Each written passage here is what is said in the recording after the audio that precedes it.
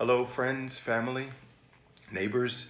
I wanted to take some time here just to share some thoughts and some ideas that I thought might be valuable during this time of the COVID pandemic.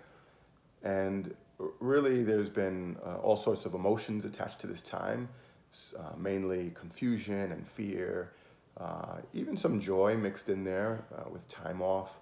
But certainly, there has been a lot of stress also and uncertainty. And I think the hardest part about going through anything that is challenging in life is when there doesn't seem to be much meaning attached to that challenging time. And so I'd like to share some thoughts from the scriptures that I think can illuminate maybe at least some of the meaning that might be behind all of this. And so I'm going to start by reading a scripture in the book of Daniel, Daniel chapter 3. And here Daniel is a captive in a foreign land, which is already stressful and uncertain and can be fearful and all of the things that I think we can relate to during these times.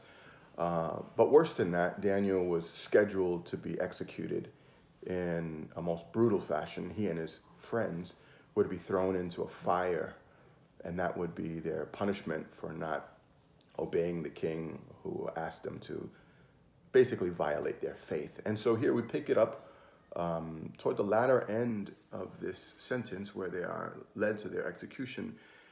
And Daniel and his friends respond in this way.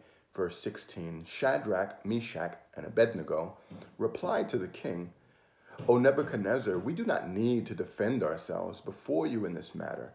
If we are thrown into the burning furnace, the God we serve is able to save us from it, and he will rescue us from your hand, O king. But even if he does not, we want you to know, O king, that we will not serve your gods or worship the image of gold you have set up.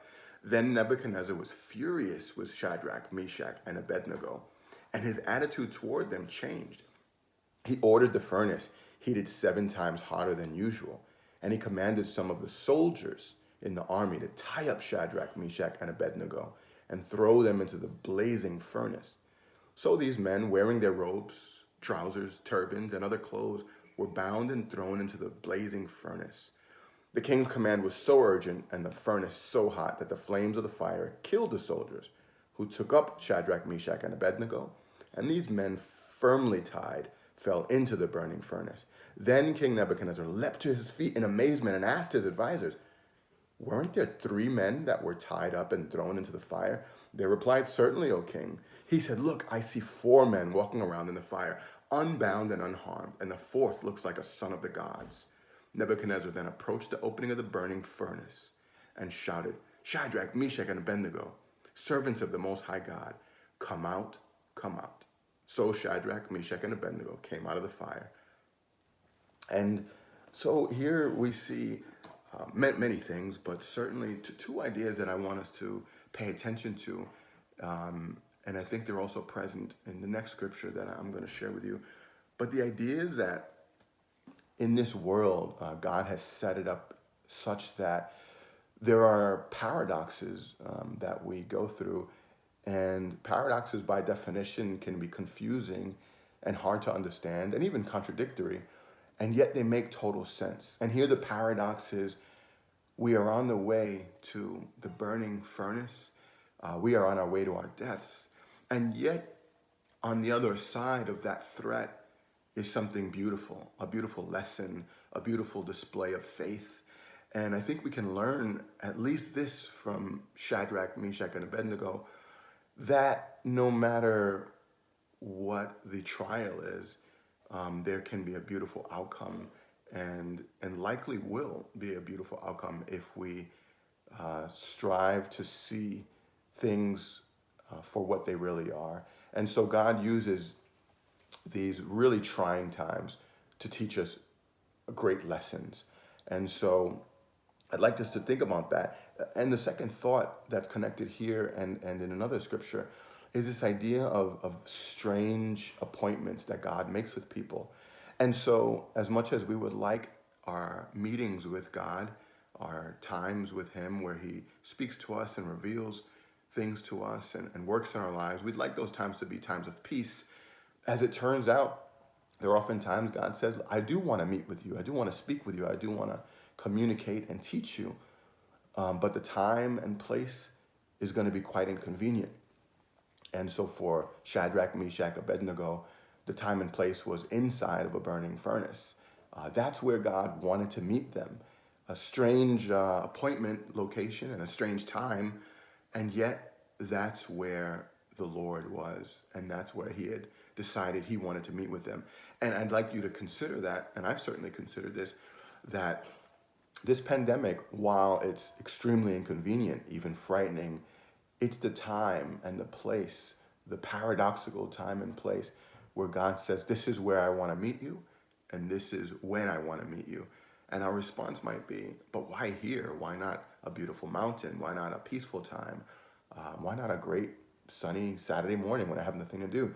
No, I'd like to meet you in this rough time, because for whatever reason, this is where the lesson for you will take place. And so I do take great comfort in that, and knowing that these strange times and places, they are where the most beautiful encounters with the Lord can occur. And I'll read one more scripture, and I'll end here in Matthew 26. So we read about Daniel, Shadrach, Meshach, Abednego, and now about Jesus. Matthew chapter 26, verse 36. It says here, Jesus went with His disciples to a place called Gethsemane, and He said to them, sit here while I go over there and pray. He took Peter and the two sons of Zebedee along with Him, and He began to be sorrowful and troubled. Then He said to them, my soul is overwhelmed with sorrow to the point of death. Stay here and keep watch with me. Going a little farther, He fell with His face to the ground and prayed, my Father, if it is possible, may this cup be taken from me, yet not as I will, but as you will. And here we see Jesus, who as a Christian is the Lord of Lords. He is the King of Kings. And even Jesus praying to God for the cup to be removed from Him, another way of saying His death, which was imminent at this time. Lord, can you take away this gruesome death, this crucifixion that I'm about to undergo? Is there any other way? And the response, as we know now, was essentially, no, this is the time and this is the place where I want to meet you. It's at the cross that I will talk to you and that I will display my power through you. Again, a very, to say the least, inconvenient time.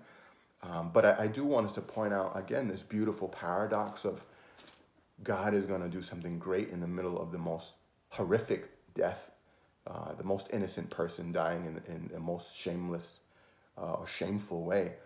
And again, this strange time that God chosen. And so I think we could take a lot of comfort that even the very Son of God, as He prayed for relief, the answer was essentially, no, not right now, but there's something great behind even this suffering. And obviously Jesus suffered the most, but He also was glorified the most afterward. And no one enjoys a closer relationship with God than Jesus. But that closeness came in part because of the times like this where Jesus struggled through and came on the other side to meet the Lord in a powerful way. I want to encourage you during this time to take advantage of this beautiful paradox where we, on the one hand, are going through something that's tough and unprecedented, but on the other hand, we can come out of it with an encounter with the Lord that is also equally as powerful and unprecedented. And I want you to take, if you can, the example of Daniel, who thought, even if I'm not saved from this earthly harm, there is a God behind it who I believe in more strongly than any human trial. And as it turns out, God, of course, saved Daniel. But his attitude was, even if not, I will remain faithful.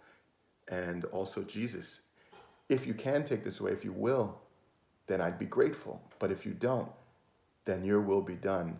And on the other side of this, we will be all the closer. I hope this helps. And I would ask us to increase our faith during this time. And as James says, even in the midst of trials, we can rejoice knowing that there is a God who desires to communicate with us and teach us through the hard times. Take care, and God bless.